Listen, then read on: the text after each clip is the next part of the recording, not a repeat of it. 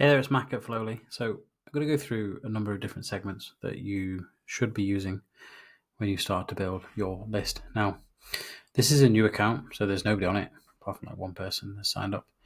And that is it. So we're not going to see any numbers on here as you start to segment because this is purely an empty account. But the concept of what I'm going to build will make sense. So we'll get straight into it, okay?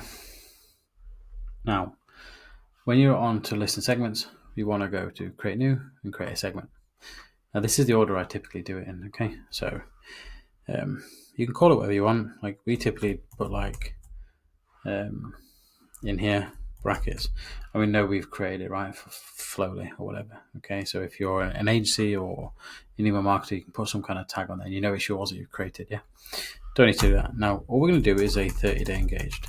So this means somebody who is engaged with your emails at least once in the last 30 days. Now, these are ones we don't necessarily say we use these all the time, but these are really good for general emails that we want to send to a wider audience. So I'll jump into it right here. So what we want to do is what somebody has done, and then we want to put opened email at least once in the last 30 days. Done. And then we can add a condition. So you can choose and or. We want or. And then again, what somebody has done. They have. Then we want to click on here. Clicked an email at least once in the last 30 days. And then the very last one, add a condition at the bottom. And we want to put if someone can receive marketing. So if someone can receive email marketing, that means that they're subscribed, they're not suppressed, and they can receive email marketing. So that is what we're going to do there. Really, really straightforward. Done. Okay. So that's somebody who has opened or clicked at least one email in the last 30 days, and they're still on the list. Perfect. So you can create a segment. Now what you can do here while it's building, you can come onto here and click clone. And you can literally just jump in here and click 60 day engaged. You change this to 60, change this to 60, and keep everything else the same. Click clone. And then you can jump up again. Quick clone. And then it could be like 90, 90, and 90. Now these people are like, they're not as engaged.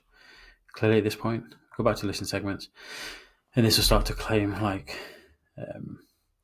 30, 60, and 90 day engaged. Once as they start to process, they'll start to load up from there. And that is really really basic engagement. Now you can go really, really in depth, but for the sake of this course, I'm just going to show you the really, really simple to get you moving ones. So the way you can do this from here is like if you email your 90-day engaged audience and your messaging is spot on, your design is spot on, and you're happy with everything, and the messaging is like it's all great, and your open and click rates aren't that good, you can drop down to like 60 or maybe 30. Now you will be sending to less people, which is okay, but you're able to kind of build up that open and click rates and improve the deliverability overall. So that's when this becomes really, really useful. Okay, and that is it in terms of engagement. So really, really straightforward. Now if I want to create another one based on buyer behavior, click onto here. Now this is really good for, so if we use one-time buyer, this is somebody who's only ever bought once, right? So what somebody has done, click on here, and then they have placed an order at least once over all time. So they've only placed one order ever. And then add the condition. We're always going to add this one, can they receive marketing, all the time. And then this is going to tell us how many people that are on our list are one-time buyers, right? They bought once, only once. Sorry, I got this wrong. Should be equals 1. There we are, not at least 1. There we are. So somebody who has placed an order at equals 1 over all time, and they can receive marketing, their class is a one-time buyer. This is really good if you want to try and get them to purchase a second time. You want to try and get them to buy again. So click that create segment, and then what you do is go and clone, and then you might want to do repeat buyer, and then it would just be at least 2, and this would be everybody who's bought 2, 3, 4, 5, 6, 7, 8, 9 times and plus. Really, really straightforward, yeah? Done. Then we jump back into listen segments, and what we'll have here, so we've got our engaged ones, we've got your one-time buyer and your repeat buyers. Really, really straightforward. Now, if you want to create like a VIP segment, you might decide that your VIPs are people who have placed. So what someone has done, placed order is at least maybe 5 overall time. Yeah. That's one way to do it. Yeah. If you want to add some value here, you can go onto here. Now I don't have this on here because it's a fresh account, but you're able to add a filter on here for the value of your purchase if you want to add. If you want to do it in values instead of numbers of purchases. Again, so someone who can receive marketing, create segment, done. So, 5 minutes in, created 6 different segments from here based on buyer behaviors. One thing you do want to add, so this is a non-buyer. So this is somebody who's on your list, just hasn't purchased. So what someone has done, they have placed an order, and then it's 0 times overall time, and they are able to receive marketing. Click create segment, and that's your non-buyers.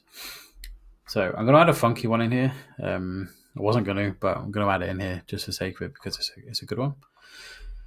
So you can just, for the sake of because of my OCD, I don't like things to be out of order. We'll just delete this one. So what we want to do here is somebody who's a non-buyer, and so it can be an and or a plus sign, 90-day engaged. So this is somebody who is engaged over the last 90 days, but still hasn't purchased.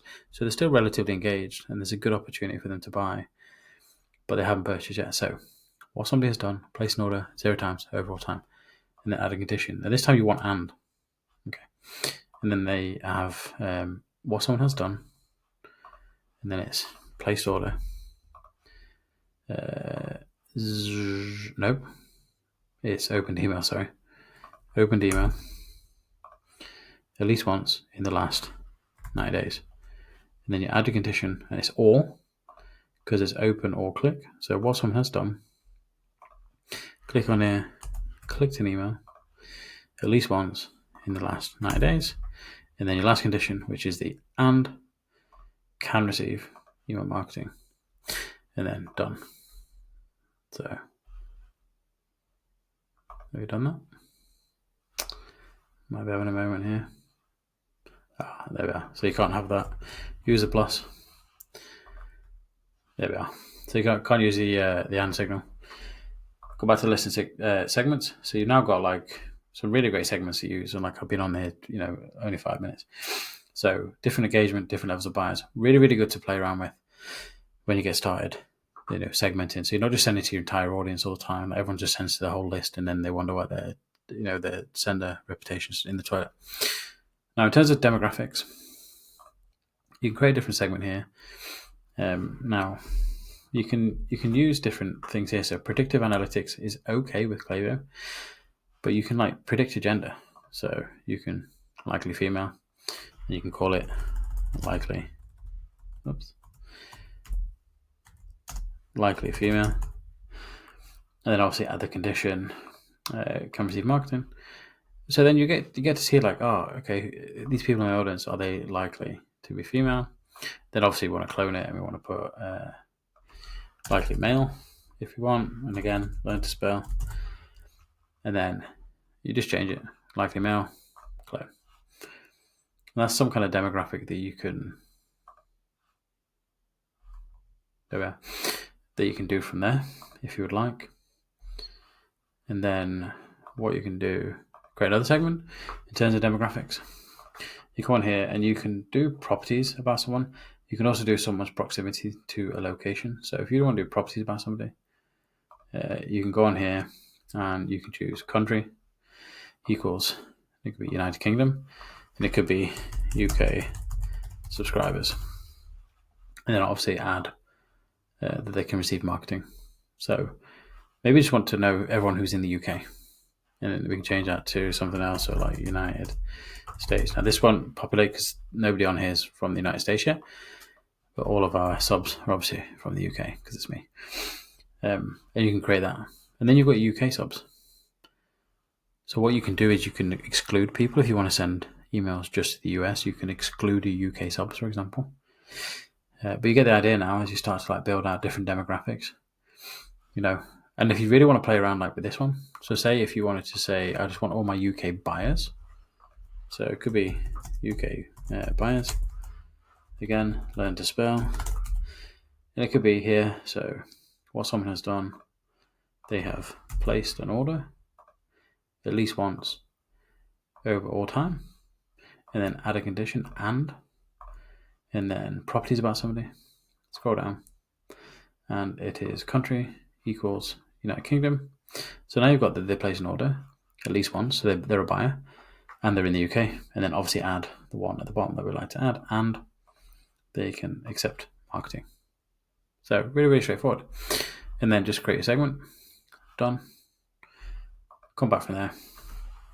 And we've flown through like a number of different ones here, right? So different levels of engagement, different levels of buying, buyers and engaged, like a female, like a male, UK buyers, UK subscribers, right?